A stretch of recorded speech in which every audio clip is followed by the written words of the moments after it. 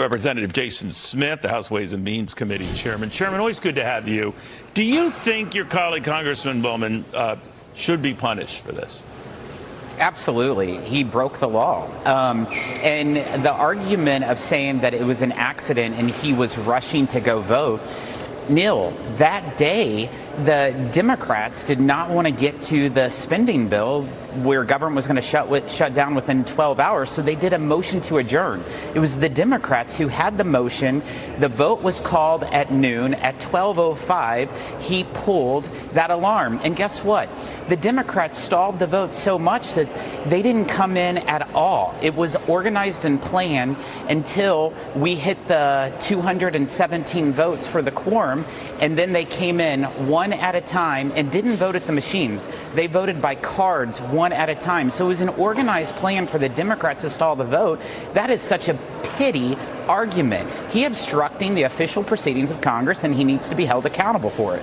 Let me ask you a little bit about what Congressman Gaetz wants to do.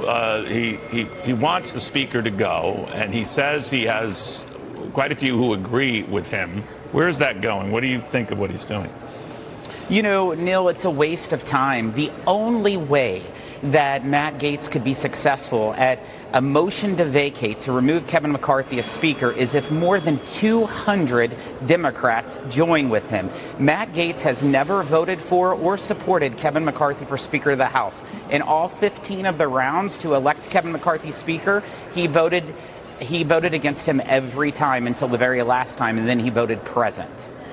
So in your view, this is just, a grudge thing? It is absolutely personal. It is unacceptable. We have a lot of work to do for the American people. He has claimed that the reason that he would do it is because Kevin McCarthy didn't fulfill his promise of passing all 12 appropriations bills by October 1st. Guess what? We passed 70% of all the funding for government. We still have the 30% to go. But a lot of the stall tactics happened because he wouldn't even support the rules to move forward to go to the appropriations bills. And think about this. We funded more than 70% of government out of the House of Representatives in less than 4 months. We couldn't even start the appropriations process until we passed the debt limit bill, which was signed into law on June 3rd. October 3rd is tomorrow, so in less than 4 months, the House passed more than 70% of funding. We still have more work to do, and if Matt does the motion to vacate, it's only going to stall the tactics in order to fund government. So let me ask you, Chairman, about what Matt Gaetz said when he was talking to reporters outside Capitol Hill earlier today. He ended it by saying he had indeed spoken to Donald Trump about this. He didn't, reveal what that conversation was about, but the former president was keen on Republicans holding firm on spending. He seemed very much pro-shutdown, and I'm just wondering whether there is potential bad blood between the Speaker and the former president. Does it worry you if that is indeed the case? There absolutely isn't. In fact, if there was bad blood, I can tell you Matt Gaetz would have shared that all over the news. And the fact that he didn't tells you that he probably didn't like the conversation that Donald Trump had told him. He probably told him to back down and not do a motion to vacate. But that's just my prediction. But I feel like I do know President Trump quite well. Well, you raise a good point. Obviously, if it was that horrendous, he would have shared that. But let me ask you about what you did get when this 45-day extension, whatever you want to call it. There's still the worry about border funding. There's still the worry about Ukraine funding. A lot of people are saying that is getting a little nerve-wracking right there. You keep the government lights on, right up until around Thanksgiving, but all bets are off after that. But that's why we need to continue to move forward with the appropriations bills. This week we have 2 to 3 that's going to be on the House floor. Next week we're going to have a couple more.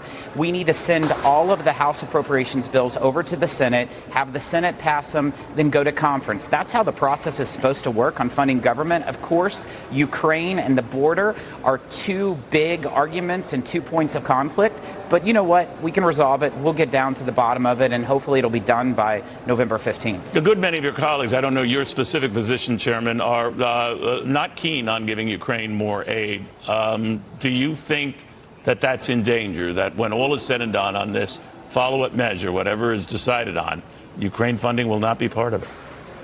I'll tell you, it's a priority to make sure you take care of your own borders first. That's why you see border policy being front and center, and that's why Ukraine policy is on the back burners. In fact, why there were stall tactics on Saturday is because the Democrats in the Senate and also the Democrats in the House wanted Ukraine funding part of the continuing resolution, and we wouldn't allow that. We need to make sure we address the border before we address Ukraine funding. All right. Chairman, it's always good catching up with you. Thank you for taking the time.